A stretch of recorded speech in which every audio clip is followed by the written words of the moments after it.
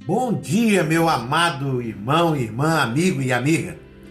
Hoje nós estamos aqui para falar sobre morte. E eu não vou mudar a minha fisionomia porque eu vou falar sobre morte, de forma alguma.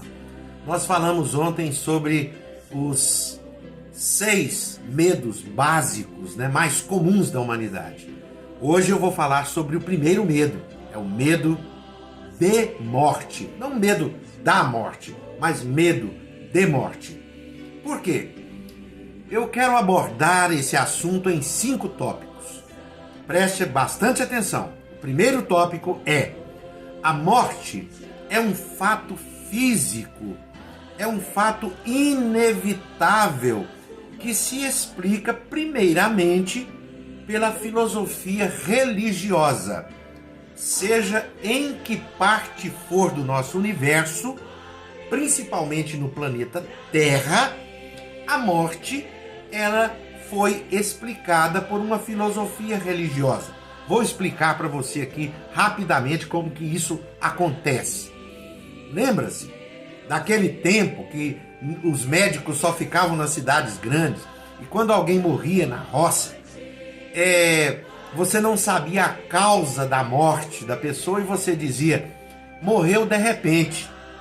Então, de repente ou de repente era a causa de morte por efizema pulmonar, por infarto do miocárdio, por problemas gastronômicos, por uma trombose, por embolia e outras doenças. Mas quando se dizia fulano morreu de repente, esse de repente tornou-se uma linguagem que explicava como que a pessoa havia morrido. Então a morte na história da humanidade foi primeiramente explicada pela religião. Segundo tópico, a morte ela é um recurso de apelo, então, religioso, que subdivide em 2 partes: morte física, que é esta cessação da nossa existência, e morte espiritual, que é aquela separação entre o homem e Deus, remetendo-nos ao livro de Gênesis, nos primeiros capítulos, onde o homem desobedece o Criador e é sentenciado com uma série de coisas ruins, e aquele anexo de todos esses castigos perfazem aquilo que se vê de morte. É isso que nós aprendemos então de morte, tanto física quanto espiritual. Terceiro, a morte ela é, portanto, um limite, um inimigo que nos impede de progredir para uma vida perene, quem sabe eterna. Então, esse limite ele é vencido quando? E eu quero trazer o assunto aqui para a nossa humanidade primeiramente. Não vou abordar um discurso teológico, mas uma forma de enfrentamento deste limite, que é a credulidade. Credulidade.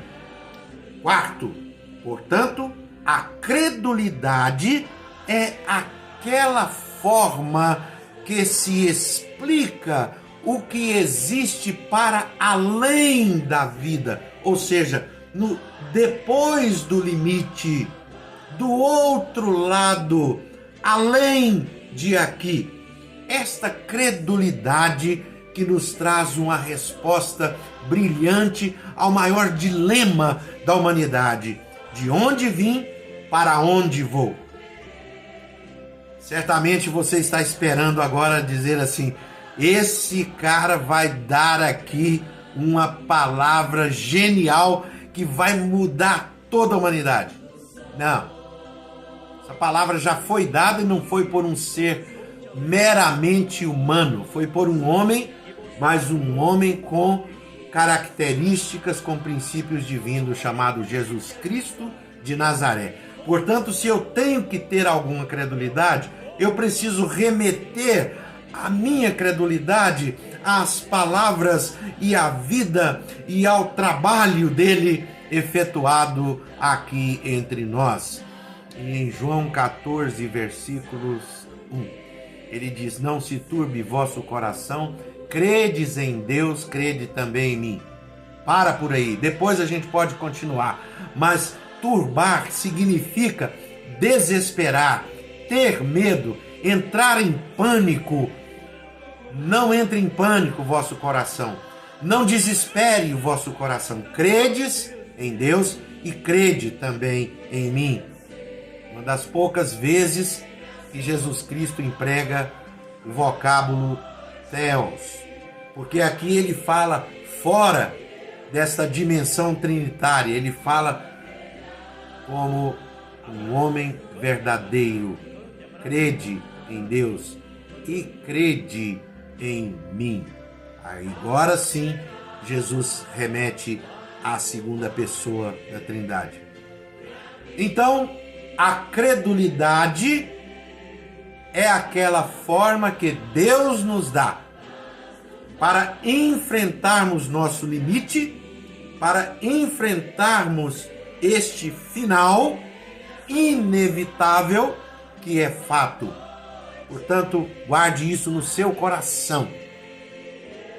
Esteja repousado nas palavras perenes do nosso Senhor Jesus Cristo. Não se turbe vosso coração. Crede em Deus e crede também em mim. E nesse dia você tenha segurança e paz. Em nome de Jesus. Bom dia.